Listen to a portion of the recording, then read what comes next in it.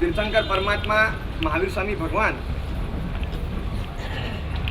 આજના પ્રસંગ નિમિત્તે ખાસ યાદ કરું છું. એક 3 ડાયમેન્શનલ પર્સનાલિટી છે.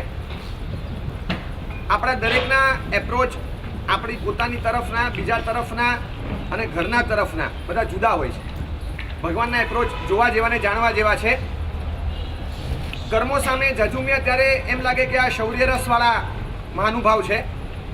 કાયાની સામે જ્યારે એમનો એપ્રોચ જોઈએ ત્યારે એમ લાગે બહુ ક્ષમતાશાળી છે. અને જગત સામે એમનો એપ્રોચ જોઈએ ત્યારે લાગે આમના જેવા કરુણા સાગર કોઈ નથી. જે શૌર્યના, ક્ષમતાના અને કરુણાના મહાસાગર હતા, પણ જો કાયા પ્રત્યે કરુણા રાખી હોય, જગતના જીવો સામે શૌર્ય રાખ્યું હોય અને કર્મો સામે ક્ષમતા રાખી હોત તો આપણી વચ્ચે ભગવાન હજી બેઠા હોત.